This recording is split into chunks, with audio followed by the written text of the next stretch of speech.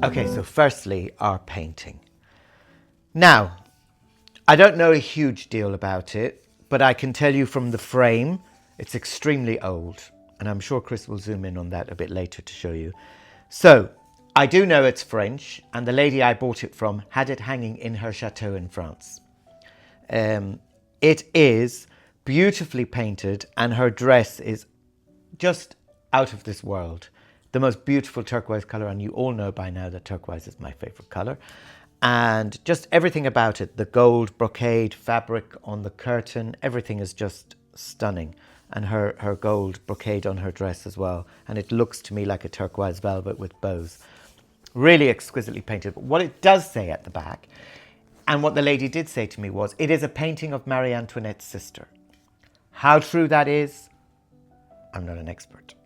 However, do love Marie Antoinette. She did say let them eat cake, so she did authorize for that part, so that I have to agree with. Everybody should eat cake, and as many times a day as you can. Even if you've got diabetes, you can make sugar-free cake. Okay, so Gabrielle Jean Antoinette is apparently the lady in the portrait. And it says here, D'Artrich, which I'm sure I'm not pronouncing that correct. And it's Anton Raphael Mengs, which I'm sure maybe is the artist. And it's got a date on here from 1759 to 1767, Vienne.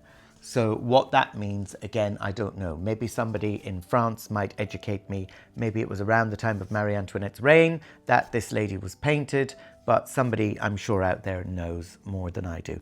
However, it's stunning, and it's adorning my wall upstairs in the hallway, and every time I pass by, it gives me pleasure. I do hope you like it. Now, for the piece de resistance. I love all this. It's like Christmas. Nicholai, as everybody knows, adores Christmas. And I just love this beautiful fabric ribbon that's very Gothic. Very Gothic, beautiful. Churchy. Oh, well. Let's get going. Let's start unwrapping. Let's see what we've got.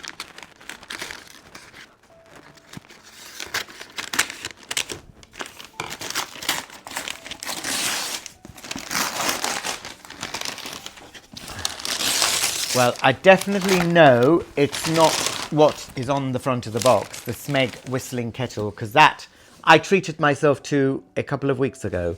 I ordered a new Smeg whistling kettle for on top of the Aga because my last one was an antique one and it had a beautiful knob on the top of the lid to take off to fill with water. It was made of Bakelite. You remember the Bakelite from the switches, but it cracked with the heat, and then somebody was filling it up with water one day and they pulled the lid off and it came apart in their hands.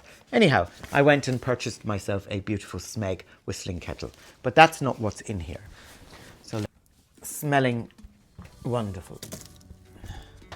Maybe two. I'm doing the bog again this year, folks. Very successful year last year with the bog, so I'm going to do the bog again this year, so we'll have plenty of supply of turf before Brussels decide to completely ban us. However, let's have a look and see what deliciousness we've got in here. Oh, Scooter, you really do melt my heart, you little rascal. Look at that. How stunning. Beautiful milk jug. And we have beautiful teacup. And it is made in England. And it's got something Chateau. Chelsea. Oh, something Chelsea. Chelsea porcelain. Anyway, it's Chelsea porcelain. I can't read. The writing is minute. That tells me I need glasses and I'm refusing at the moment because I'm not getting old. Okay, we've got some lovely cups. What's this one? Ooh, beautiful cake plate. How lovely is that? Look at that beautiful shape. And you know, sometimes I just love, I mean, I'm going to say I love the simplicity of this, but it's not at all simple. I mean, the gold detailing around the outside, almost reminds me of, I don't know, there's something Arabic or Turkish about it. I'm not quite sure, but it's beautiful. It's very 1920s, I think. So that's lovely. Let's get rid of this ribbon. We'll keep this ribbon because I'm sure we'll use it for something over Christmas. What else have we got? We've got some lovely saucers for our teacups.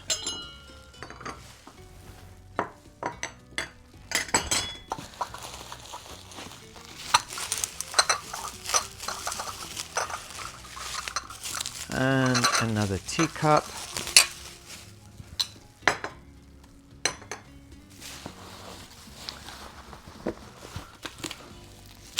And we've got some amazing side plates. They're not side plates, cake plates. Aren't they cute? They're absolutely beautiful. Although, rather a small slice of cake, don't you think? Ooh. What to say about that? Maybe this one will be for the cookies. We'll use a different one for cake. But anyway, they're exquisite. So, that, my friends, is the beautiful tea set from my darling Scooter.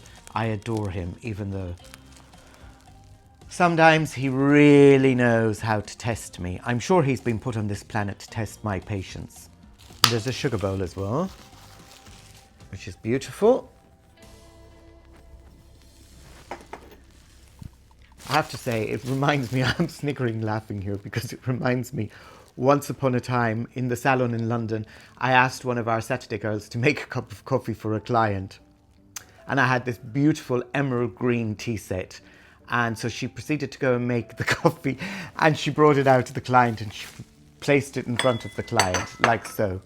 And so I'm standing there and I'm looking and I'm in stitches laughing. And the client said to me, I don't mean to be funny, she said, but that cup has no handle. And I said, because that's not a cup she's given you, it's the sugar bowl. She made the coffee in the sugar bowl. However, this is an 8-piece set. So there is 8 of everything, 8 cups, 8 saucers, 8 side plates, and there is 2 cake plates and a milk jug and sugar bowl. And I am absolutely thrilled. I also have a very plain white with a plain gold that a friend of mine beautifully gifted me for my wedding. And so I think to mix and match this white with the gold will be amazing. So that makes my set even bigger. So folks, I hope you liked my tea set, and we all have to say thank you to my darling Scooter and to myself for my beautiful portrait. And now we're going to go to the kitchen and we're going to get on with making that delicious cake. And then you're going to come back in here to the drawing room with me and we're going to sit by the fire and we're going to enjoy a slice of that cake and a really nice cup of tea. Okay, you guys, now for that delicious vanilla and lemon summer cake, which we're going to be having tea and cake later in the drawing room. So, first of all, you need to preheat your oven to 170 Celsius, 350 fan, gas mark 4, and get that preheated because this is super quick and super easy to make, so you will be in no time. So I've got 2 8-inch sandwich pans and I've literally cut out a circle of greaseproof paper for the bottom, and all I do is I put the greaseproof paper down, the pan on top, draw a circle, cut it out. I know there's lots of people who do all these things with rolling it up and whatever. It's the easiest way. 2 of those. You need a sieve, a spatula, a mixing bowl, and your electric mixer. Now, your ingredients are 200 grams of softened butter, 200 grams of caster sugar, 200 grams of self-raising flour, to which I have added 1 teaspoon of baking powder. 4 large free-range eggs, lightly beaten, with 2 tablespoons of milk, and a teaspoon of vanilla extract. Then for the filling, we're going to be using fresh cream. We're going to be using the homemade lemon curd, but you can use a jar of lemon curd. Make life simple and easy. I just happen to have a jar in the fridge of lemon curd, so I'm going to use that. And on the top, we're just going to make a very simple glaze of icing sugar with some milk. And that's it. And we're going to let it dribble down the sides. So I'll show you that in a little bit. But first of all, we need to get the sponge into the oven. So what we want to do is we want to just beat our butter slightly. So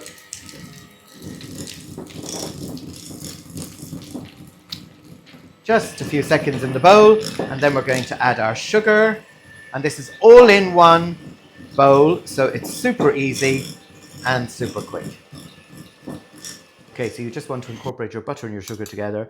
Add in your eggs all together, like so. And then you want to sieve in your flour and your baking powder all together.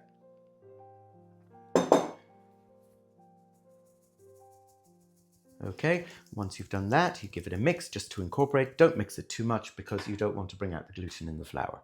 So in with your whisk. Incorporate your flour first so that you don't get a white snowy effect all over your kitchen and have to spend the afternoon cleaning. Okay, and I'm just going to scrape down the sides of the bowl as well while I'm at it. Okay, now that's all incorporated, we're going to add in our teaspoon of vanilla extract, vanilla essence, whatever you like to call it.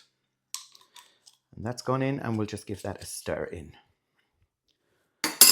Okay.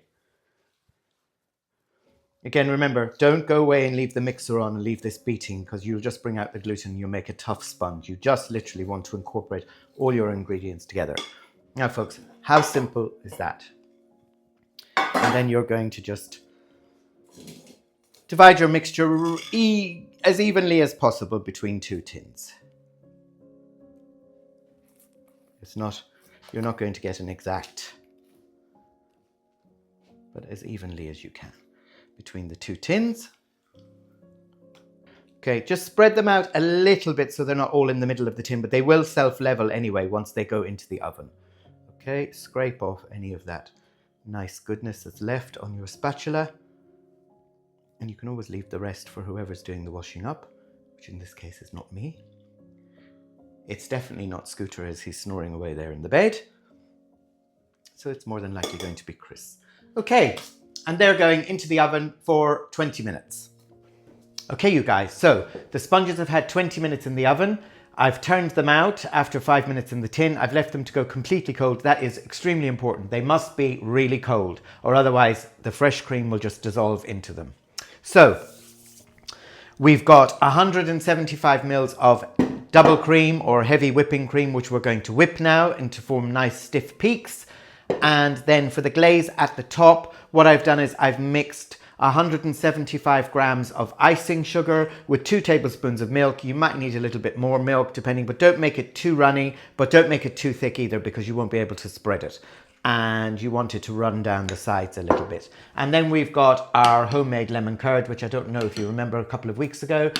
I made a deconstructed lemon meringue pie in cocktail glasses. So this is my lemon curd that's been in the fridge and left over from that. So we're going to use some of that today as well. So to assemble our cakes, the first thing we're going to do is we're going to put one of our sponges onto our plate. Okay, and we're going to pop some lemon curd over the top. So be generous. Now you can buy shop-bought lemon curd. You don't have to have your own homemade lemon curd. And then just give that a spread out, teasing it right out to the edges.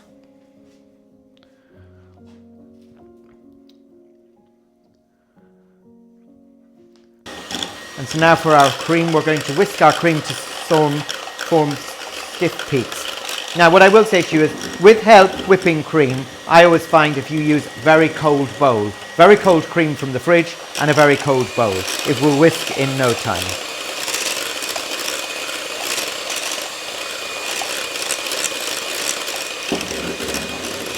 Okay, so our cream is whipped nicely. So now we're just going to place it round on top of our lemon. Okay, so you don't need to worry about spreading it out too much because once you pop that top sponge on, it's going to push it out to the sides. Okay.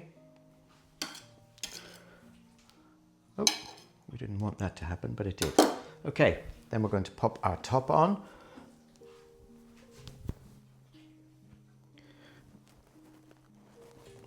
Like so. Okay, so as you can see, the lemon curd is just dripping down the outside, which is exactly what I want.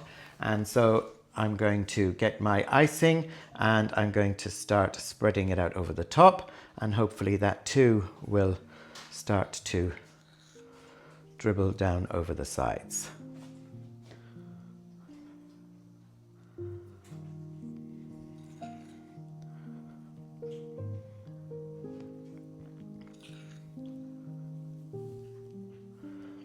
And you can just help it along slightly with your spoon, just drifting it out to the edges. It will find its own way also. Okay, and then I'm just going to do a final little drizzle, swirl of lemon. Okay, and then just to finish off, let's bring a little bit of summer garden.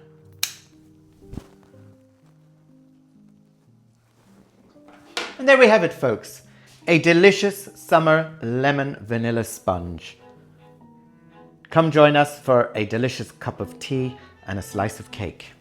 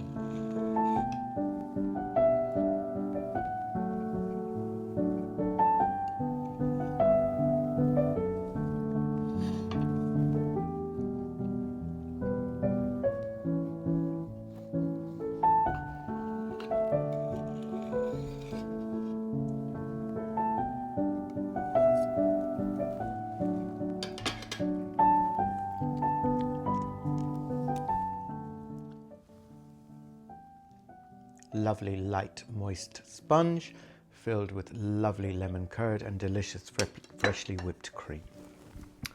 And now for the most important part, a cup of tea. And my mother always said milk first.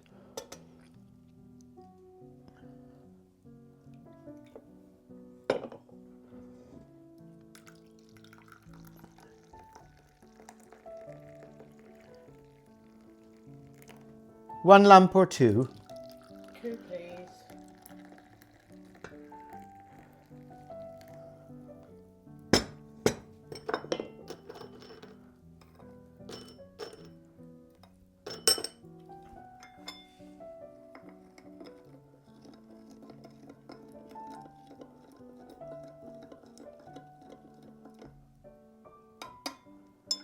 And there we have it. Now all we need to do is try. I'll take this one. Okay. Some of that delicious sponge and some of that cream.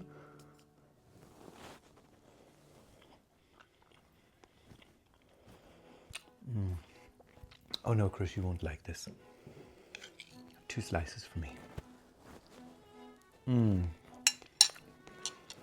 That sponge is to die for, even if I do say so myself. Sorry, Scoots. It's too good to share. Maybe a little.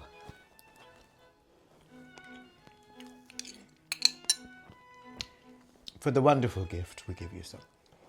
Yeah. Thank you for watching. Don't forget to like and subscribe. Please do let me know your thoughts on this fabulous painting of the Marie Antoinette's sister. Let me know any thoughts you have on that. And Let them eat cake. let them eat cake. Until next time. Bye-bye.